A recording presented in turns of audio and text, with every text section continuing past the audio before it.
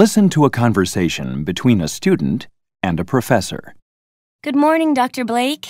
Sorry I'm running late. Oh, no problem, Angie. It gave me a bit of time to review your research proposal. Oh, good. So you had a chance to look at my proposal. And what'd you think? Well, it's reasonably well presented. But if you really want to get that grant, I think you should explain how you're going to set up, get a more focused statistical analysis. Oh, I hadn't really given that point much thought.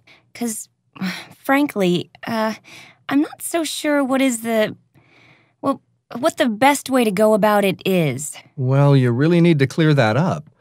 Why don't you go to the computer center? You can tell the woman at the information desk, Miriam, I think her name is. Tell Miriam what you need, and she'll direct you to one of the statisticians there. You know, someone who can tell you the best way to set up your experiment in order to get your statistics in a meaningful form. Then that procedure needs to be explained in your proposal. Okay. I'd better do that right away. Yeah, I think that's a good idea. Proposals have to be in before the office closes on Friday, and you're going to want to have a clear idea of how you're going to deal with your data. Thanks. Bye. Just a minute, Angie. Yes? Before you go, there are a couple more points. Let's see.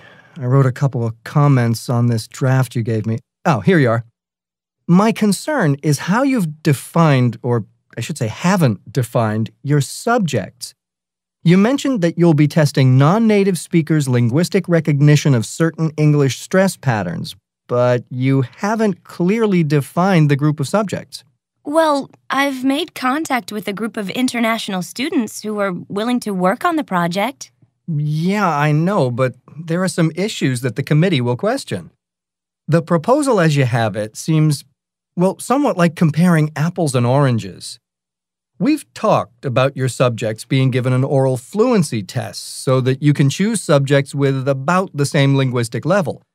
But you haven't made that clear in your proposal. The committee will say that the data from, let's say, a tonal language speaker at a high level can't be compared to a Romance language speaker at a beginning level.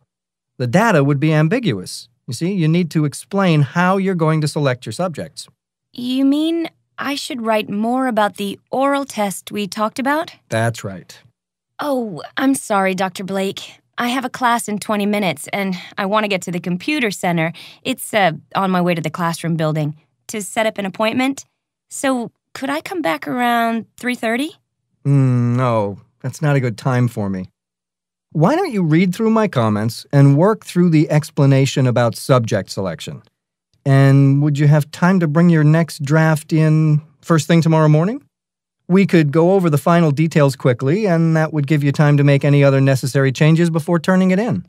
Oh, I would really appreciate that, Dr. Blake. Thank you so much for your help. Bye. Now get ready to answer the questions. You may use your notes to help you answer. 7. Why does the student go to see the professor?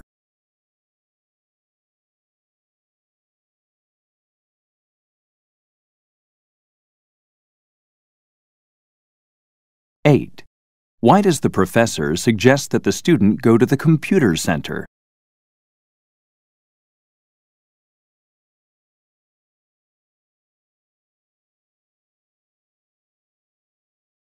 9. According to the professor, what information should the student add in her proposal?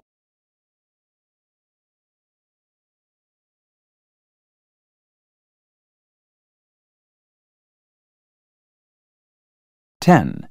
Why does the professor say this? The proposal as you have it seems, well, somewhat like comparing apples and oranges.